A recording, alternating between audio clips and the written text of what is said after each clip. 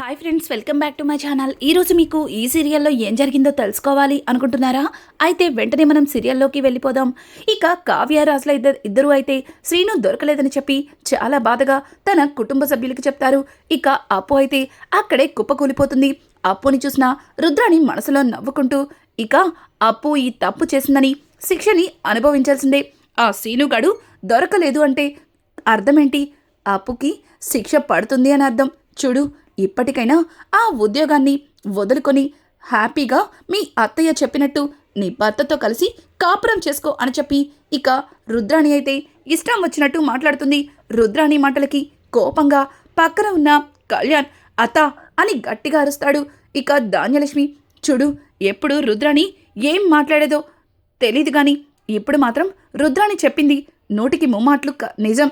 తను ఇక ఆ ఉద్యోగానికి వెళ్ళడం మానేసి బుద్ధిగా నీతో కాపురం చేసుకుని ఒక పిల్లాడినో కని నా చేతిలో పెట్టమని చెప్పు అని చెప్పి ఇక ధాన్యలక్ష్మి కూడా కళ్యాణ్తో అంటుంటే ఇంకా కావ్య అయితే, చిన్నత్తయ్య, మీరు అనవసరంగా లేనిపోని ఆలోచనలు పెట్టుకుంటున్నారు.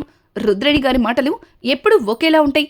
ఖచ్చితంగా రేపు కోర్టుకు వెళ్లేలోపు ఆ సీను ఎక్కడున్నా సరే వెతికి పట్టుకునే బాధ్యత నాది. అలాగే అప్పు ఏ తప్పు చేయలేదని అందరి ముందు ప్రూవ్ చేస్తాను. ఎవరైతే అప్పుని సస్పెండ్ చేశారో వాళ్ళ చేతుల మీదే అప్పుకి యూనిఫామ్ ఇచ్చేలా చేస్తాను అని చెప్పి ఇక కావ్య మాట్లాడుతూ ఉంటే కావ్య మాటలకి రుద్రాణి, అంత సీన్ నీకు లేదులే, ఎలాగో ఆ సీనుగాన్ని ఆల్రెడీ అనామిక లాక్ చేసేసింది. నువ్వు ఎంత వెతకాలనుకున్నా అది కుదరని పని. ఇక ఈ పొట్టిదానికి యూనిఫామ్ వేసుకునే భాగ్యం లేదిక అని చెప్పి ఇక రుద్రాణి తన మనసులో అనుకుంటూ అక్కడి నుంచి తన గదిలోకి వెళ్ళిపోతుంది. ఇక రాహుల్ అయితే రుద్రాణి వెనక్కి వెళ్తూ, మమ్మీ, ఏంటి మమ్మీ అలా వచ్చేసావు? అందరూ మాట్లాడుకుంటుంటే అని అంటుంటే, అక్కడే ఉండి ఏం చేస్తాం, అనవసరంగా వాళ్ళతో ఆర్గ్యూ చేసే కంటే ఇలా పక్కకి వచ్చి ఎంజాయ్ చేయడం మంచిది అని అంటుంటే, ఏంటి మమ్మీ అంతలా సంబరపడిపోతున్నావు? నిజంగానే కావ్య ఆ సీనుగాన్ని తీసుకురాలేదంటావా అని అంటూ ఉంటే ఇక రుద్రాణి, చూడు, ఆ కావ్య మన ప్లాన్స్ అన్నీ ఫెయిల్ చేసిందేమో కానీ ఆ యామిని మాత్రం కావ్యకి అంత ఈజీగా చిక్కదు. తను ఏదైనా అనుకుంది అంటే సాధించే తీరుతుంది.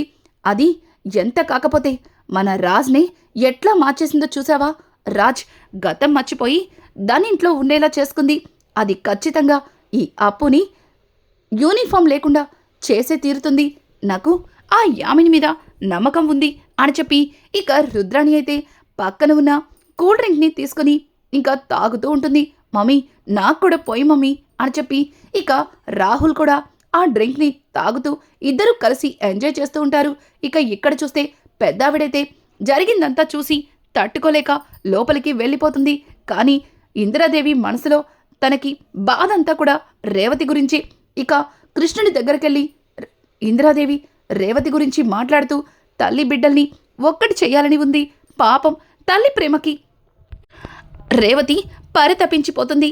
తన కొడుకుని వాళ్ళమ్మ ఒళ్ళో పెట్టి వాళ్ళమ్మతో ముద్దాడించాలని ఆశపడుతుంది. కానీ ఈ విషయాన్ని అపర్ణతో ఎట్లా చెప్పాలో అర్థం కావట్లేదు. ఎక్కడైనా తల్లి దగ్గర కోడల దగ్గర అత్త దగ్గర కోడలు భయపడుతుంది, కానీ ఇక్కడ కోడల దగ్గర అత్తని భయపడుతున్నాను అని చెప్పి ఇక పెద్దావిడైతే దేవుడి దగ్గర తన బాధనంతా చెప్పుకుంటూ ఉంటుంది. అనుకోకుండా కావ్య వచ్చి ఇందిరాదేవి మాటలన్నీ విని అమ్మమ్మగారు అని పిలవడంతో ఒక్కసారిగా ఇందిరాదేవి షాక్ అయిపోతుంది. కావ్య, ఎప్పుడొచ్చావు అని అంటుంటే, మీరు రేవతి గారి గురించి దేవుడితో చెప్పుకుంటున్నప్పుడే వచ్చాను. అయినా రేవతి గారింట్లో మీకేం పని అని చెప్పి ఇక కావ్య అయితే ఇందిరాదేవిని అడుగుతుంది. ఏంటే ప్రశ్న? నా కారు రిపేర్ అయింది, అందుకే అక్కడ ఉన్నాను. నా కారు రిపేర్ అయిపోయిన తర్వాత ఇంటికి వెళ్ళిపోయాను. అయినా నువ్వేదో పెద్ద సిఐడి ఆఫీసర్ లాగా నన్ను నిలదీస్తున్నావేంటి అని చెప్పి ఇక కావ్య మీద ఇందిరాదేవి అరుస్తూ ఉంటే ఇందిరాదేవి మాటలకి కావ్య, చూడండి అమ్మమ్మగారు, మీరు నా దగ్గర ఏదో దాచిపెడుతున్నారని అర్థమవుతుంది. అసలు రేవతి గారికి ఈ ఇంటికి ఏంటి సంబంధం? ఆవిడ్ని చూస్తున్నప్పుడల్లా ఆవిడ మనకి బాగా కావాల్సిన మనిషిలాగా, ఈ ఇంటి మనిషిలాగే అనిపిస్తుంది.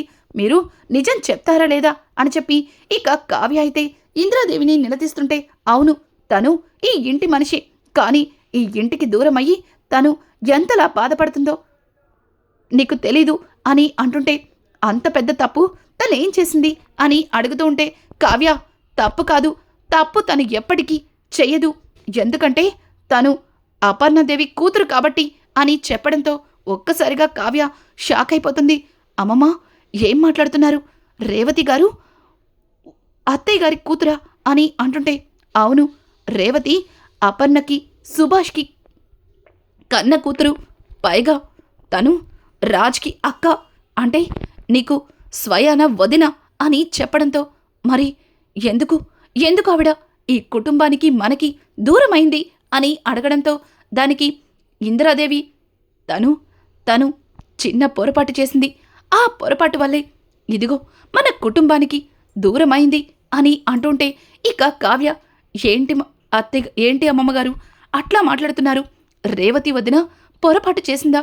అంత పెద్ద పొరపాటు ఏం చేసింది? ఆవిడ చేసిన పొరపాటు వల్ల ఇంట్లో అందరూ ఆవిడ్ని దూరం పెట్టడమేంటి?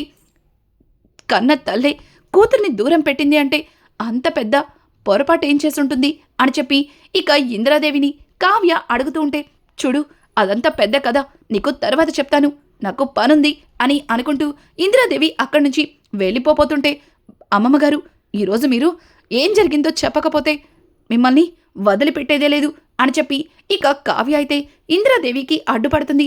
ఇంతలో అపర్ణొచ్చి, ఏంటి మనవరాలు అలాగే అమ్మమ్మగారు ఇద్దరూ కలిసి ఏవో ముచ్చట్లు పెట్టుకుంటున్నారు, అదేదో నాకు కూడా చెప్పచ్చు కదా అని చెప్పి ఇక అపర్ణ అడుగుతూ ఉంటే, ఇందిరాదేవి, అమ్మ బాబోయ్, అపర్ణ వచ్చేసింది, ఇప్పుడు కనుక నేను కావ్య కలిసి ఆ రేవతి గురించి మాట్లాడుకుంటున్నామని నిజం తెలిస్తే అపర్ణ ఏం చేస్తుందో కూడా నాకే తెలీదు అని చెప్పి ఇక ఇందిరాదేవి తన మనసులో అనుకుంటూ, ఇప్పుడు కొంప తీసి కావ్య మేం మాట్లాడుకుంటుంది రేవతి గురించి అన్న నిజాన్ని బయట పెడుతుందా ఏంటి అని చెప్పి కావ్య వైపు చూస్తుంటే, ఇక కావ్య, అదేం లేదత్తయ్య, అదే అప్పు విషయంలో ఆ సీనుగాడిని ఎట్లా పట్టుకోవాలో అర్థం కాక బాధపడుతుంటే అమ్మమ్మగారు నాకు ధైర్యం చెప్తున్నారు, అంతే, ఇంకేం లేదు అని చెప్పి ఇక కావ్య అయితే కవర్ చేస్తూ అపర్ణకి చెప్తుంది.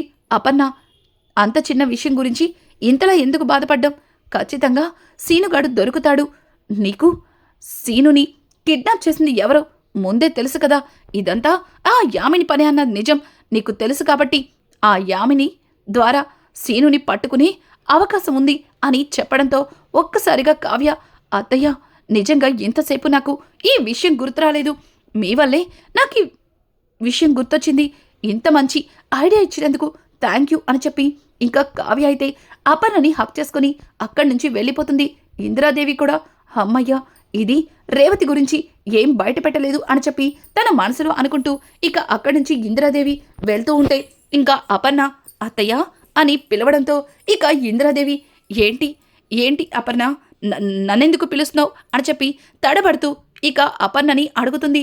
అపర్ణ, అత్తయ్య గారు, నిన్న మీరు ఎక్కడికన్నది చెప్పకుండా బయటికి వెళ్ళారు, అలాగే నేను కూడా బయటికి వెళ్ళాను కదా, కానీ అనుకోకుండా దారిలో నాకొక బుల్లి ఫ్రెండ్ పరిచయం అయ్యాడు అని చెప్పడంతో అపర్ణ మాటలకి ఇందిరాదేవి, ఏం మాట్లాడతాం అపర్ణ, బుల్లి ఫ్రెండ్ ఏంటి అని అంటుంటే, ఏం లేదత్తయ్య, అనుకోకుండా కార్ డోర్ దగ్గరి ఒక పిల్లాడు పడిపోయాడు, పైగా వాడి పేరు మన రాజ్ పేరే, స్వరాజ్ అంట, వాడిని చూస్తుంటే అచ్చం చిన్నప్పుడు రాజ్ని చూసినట్టుగా అనిపించింది, పైగా వాడి అలవాట్లు కూడా మన రాజ్లాగే ఉన్నాయి అని చెబుతుంటే ఒక్కసారిగా ఇందిరాదేవి తన మనసులో, ఇదేంటి అపర్ణ రాజ్లాగే ఉన్నాడు అంటుంది, రాజ్ని చూసినట్టు అనిపిస్తుంది అంటుంది, పైగా వాడి పేరు రాజ్ అని చెప్తుంది, నాకెందుకో అపర్ణ రేవతి కొడుకుని కలిసిందేమో అనిపిస్తుంది అని చెప్పి ఇక ఇందిరాదేవి, అపర్ణ, నువ్వసలు ఏం మాట్లాడుతున్నావో నాకేమీ అర్థం కావట్లేదు అని చెప్పి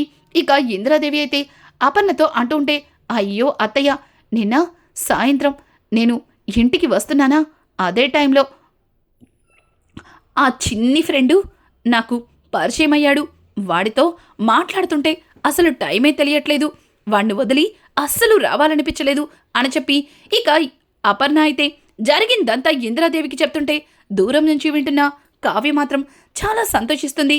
అంటే అత్తయ్య గారికి తెలియకుండా తన మనవణ్ణే కలిసిందన్నమాట అని చెప్పి ఇక కావ్య తన మనసులో అనుకుంటూ, ఎట్లా అయినా సరే అసలు రేవతి వదిన చేసిన పొరపాటేంటి, అదేంటో తెలుసుకోవాలి, మళ్ళీ రేవతి వదిన్ని ఇక తన భర్తని తిరిగి ఇంటికి తీసుకురావాలి అని చెప్పి కావ్య తన మనసులో అనుకుంటుంది.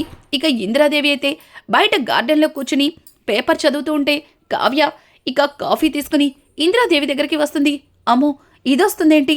ఇది వస్తుంటేనే నాకు గుండెల్లో భయం మొదలవుతుంది. ఇప్పుడు నన్ను తప్పు చేసిన దొంగలాగా నిలదీస్తుంది. రేవతి ఎవరని, రేవతి ఏం చేస్తుంది, ఎందుకు రేవతి ఇంట్లో నుంచి వెళ్ళిపోయిందని రకరకాల ప్రశ్నలతో నన్ను చంపేస్తుంది. నిన్నేదో ఆవేశంలో రేవతి అపన్న కూతురన్న నిజాన్ని కావ్యతో చెప్పేశాను.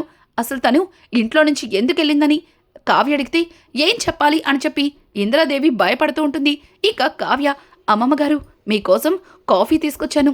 పైగా మీకు షుగర్ అని తెలిసినా లైట్గా స్వీట్ కూడా వేశాను. మీరు హ్యాపీగా తాగేయచ్చు అని చెప్పి కావ్య అయితే ఇక ఇందిరాదేవిని కాకాపడుతుంది. ఇందిరాదేవి అదంతా మర్చిపోయి కావ్య మాయలో పడిపోయి కాఫీ తాగి, నా మనవరాలు బంగారం, ఎన్ని రోజులైందో ఇట్లా షుగర్తో కాఫీ తాగి అని చెప్పి ఇందిరాదేవి చాలా ఆనందపడుతుంటే, చూడండి మీకు నచ్చిన కాఫీని తీసుకొచ్చాను. మరి ఇప్పుడు నాకు తెలియాల్సిన విషయం మీ దగ్గర ఉందని కూడా మీకు తెలుసు. అదేంటో చెప్పాలి అని కావ్య అడగడంతో ఒక్కసారిగా ఇందిరాదేవి, అయ్య బాబోయ్, దొరికిపోయాను, ఇప్పుడు చెప్పక సస్తానా అని చెప్పి ఇక ఇందిరాదేవి అయితే జరిగింది కావ్యతో చెబుతుంటుంది. రేవతి అపన్నకి పెద్ద కూతురు. రేవతి తర్వాత రాజ్. అసలు రేవతి ఇంట్లో అందరితో కలిసి ఎంతో సంతోషంగా ఉండేది. తన ఇంట్లో తిరుగుతూ ఉంటే ఆ మహాలక్ష్మిని ఇంట్లో తిరుగుతున్నట్టుగా అనిపించేది. రేవతి ఇంటికి పెద్ద కూతురు, అలాగే అందరికీ గారాల పట్టి తను ఏదన్నా సరే జరిగి తీరాల్సిందే. అంత గారాబంగా ఉన్న రేవతి అనుకోకుండా కాలేజ్ రోజుల్లో ఒక వ్యక్తిని ప్రేమించింది. తన ప్రేమ గురించి ఇంట్లో చెప్పి అందర్నీ ఒప్పించి అతన్ని పెళ్లి చేసుకుంది. అతనికి ముందు వెనక ఎవ్వరూ లేకపోవడంతో ఇల్లరికపు అల్లుళ్లాగా తను కూడా ఇక్కడే అందరితో కలిసి సంతోషంగా ఉండేవాడు. ఇంకా సుభాష్ అయితే రేవతి భర్తని తన సొంత కొడుకులా చూసుకునేవాడు. ఏ రోజు కూడా తనని అల్లుళ్లాగా చూడలేదు. అతని నమ్మి మన కంపెనీ బాధ్యతల్ని అతనికి అప్పగించాడు. పాపం అలా జరుగుతుందని అతనికి కూడా తెలియదు కదా అని అంటుంటే ఇక కావ్య, అమ్మమ్మగారు అంతా మంచిగానే ఉన్న రేవతి వదిన తన భర్త మరి ఇంటి నుంచి ఎందుకు వెళ్ళిపోయారు? అసలు ఏం జరిగింది? ఏం చేశారు అన్నయ్య అని అడగడంతో ఇక ఇందిరాదేవి, తను ఏదైతే చేయకూడదో అదే చేశాడు. డబ్బు మీద ఆశ పెరిగి తప్పని తెలిసినా దొంగ బంగారాన్ని కొని కంపెనీలో పెట్టాడు. దానివల్ల మన కంపెనీకి ఉన్న పేరు పోయింది. అలాగే తను చేసింది తప్పుని ఎవ్వరికీ చెప్పకుండా దాన్ని సమర్థించుకోవడం కోసం ఇంకా తప్పులు చేయడం మొదలుపెట్టాడు అని చెప్పడంతో ఒక్కసారిగా కావ్య షాక్ అయిపోతుంది. అయితే వదినేం చేసింది? వదిన మీదెందుకు అత్తయ్యకి అంత కోపం అని అడగడంతో ఇక ఇందిరాదేవి అయితే, చెప్తాను, చేసిన తప్పుకి రేవతి భర్తని అందరూ మందలించారు. కానీ భర్త మీద ఉన్న ప్రేమతో నా భర్తని నా కళ్ళ ముందే అవమానించడం నాకిష్టం లేదు. ఇట్లాంటి ఇంట్లో నేనుండలేను అని చెప్పి తన భర్తని తీసుకుని రేవతి వెళ్ళిపోతుంది. ఇక అపర్ణ రేవతిని ఆపడానికి ఎంతగానో ప్రయత్నించింది. కానీ రేవతి మాత్రం ఆగలేదు. అలాగే ఆ ఘర్షణలో రేవతి తన భర్తని వాళ్ళ నుంచి తీసుకెళ్తానికి అపర్ణని తోసేసింది. అదే టైంలో అపర్ణ పక్కన ఉన్న ఒక ఫ్లవర్ వాజ్కి తగిలి తన తలకి బలంగా గాయం తగిలింది. రేవతి చేసిన తప్పుకి అపర్ణ క్షమించలేకపోయింది. రేవతి, ఇప్పుడే చెప్తున్నాను, ఇప్పుడు కనుక నువ్వు గడప దాటితే ఇక జీవితంలో ఈ గడప ఎక్కవు, అర్థమవుతుందా అని రేవతిని హెచ్చరించింది. కానీ తన భర్త తనకి ముఖ్యమని తన భర్తని తీసుకుని ఇంటి నుంచి వెళ్ళిపోయి తొందరపడింది. తను చేసిన పొరపాటు వల్ల ఈ రోజుకి తను ఇంటికి రాలేకపోతుంది, వాళ్ళమ్మని చూడలేకపోతుంది, అందరితో ప్రేమగా ఉండలేకపోతుంది అని చెప్పి ఇక ఇందిరాదేవి జరిగిన విషయాన్ని చెప్పడంతో ఇంకా కావ్య, ఏంటి అమ్మమ్మ, ఇంత చిన్న విషయానికి వదిన ఇంటి నుంచి వెళ్ళిపోవడం దేనికి? అన్నయ్య తప్పు చేశాడని అన్నయ్యకి కూడా తెలుసు కదా, మరి ఆయన చేసిన తప్పుకి అందరినీ క్షమాపణ అడిగితే సరిపోతుంది కదా. ఆ మాత్రానికి వదిన అన్నయ్యని తీసుకుని ఇంటి నుంచి వెళ్ళిపోవాల్సిన అవసరమేముంది అని అంటుంటే అప్పుడు కుర్రతనం, పైగా ఒకరంటే ఒకరు ప్రేమించుకున్నారు కదా, ఆ ప్రేమతో పంతాలకి పోయి ఇదిగో ఇక్కడ దాకా తెచ్చుకున్నారు అని చెప్పి ఇక ఇందిరాదేవి అయితే కావ్యతో చెప్తుంది. కావ్య, అమ్మమ్మగారు ఇంత చిన్న విషయానికి ఎందుకంతలా భయపడుతున్నారు? అత్తయ్యగారితో నేను మాట్లాడతాను. ఖచ్చితంగా అత్తయ్యగారు రేవతి వదిన్ని క్షమిస్తారు. తిరిగి మళ్ళీ అన్నయ్యని రేవతి వదిన్ని ఇంటికి తెచ్చే బాధ్యత నాది అని చెప్పి కావ్య మాట్లాడుతూ ఉంటే ఇక ఇందిరాదేవి ఆ మాట వింటుంటే చాలా సంతోషంగా ఉంది. కానీ అపర్ణని ఒప్పించడం, అపర్ణ అంత ఈజీగా రేవతిని క్షమించలేదు. ఆ రోజు జరిగిన ఘర్షణలో అపర్ణకి గాయం తగిలింది. అలాగే మీ మావయ్య గారు స్పృహ తప్పి పడిపోయారు. ఇంకా చాలానే జరిగాయి అని అంటుంటే ఇక కావ్య, చూడండి అమ్మమ్మ, ఎన్ని జరిగినా కన్న కూతుర్ని ఏ తల్లి వదులుకోలేదు.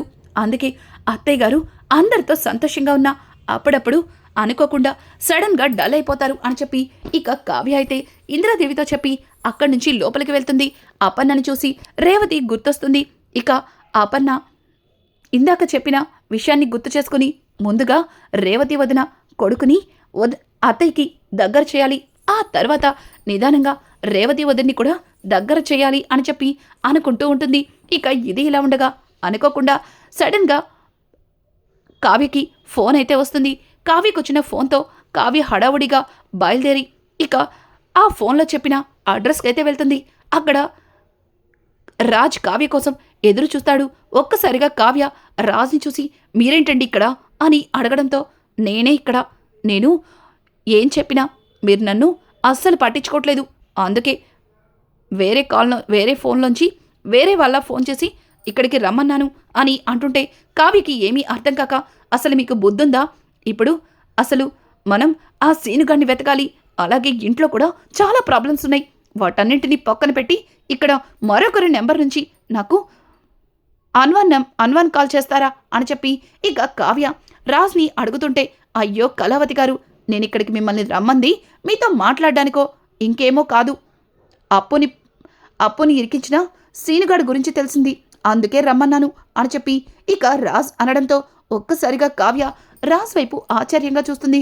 ఇక రాజ్, అవును కళావతి గారు, ఇన్ని రోజులు యామిని గురించి ఏదో అనుకున్నాను, కానీ యామిని మనం అనుకున్నంత మంచిదేమీ కాదు.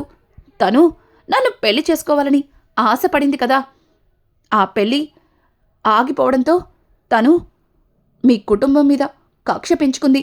తనే సీనుగాడిని కిడ్నాప్ చేసి ఇదిగో అప్పుని ఈ కేసులో ఇరికిచ్చింది అని చెప్పి రాజ్ అన్న మాటలకి ఒక్కసారిగా కావ్య షాక్ అయిపోతుంది. ఎందుకంటే రాజ్ అంత కూల్గా మాట్లాడడం కావ్య ఆశ్చర్యంగా చూస్తుంది.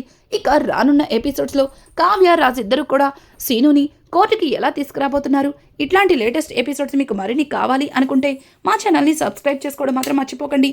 Thanks for watching. Hi friends, welcome back to my channel. ఈరోజు మీకు ఈ సీరియల్లో ఏం జరిగింది?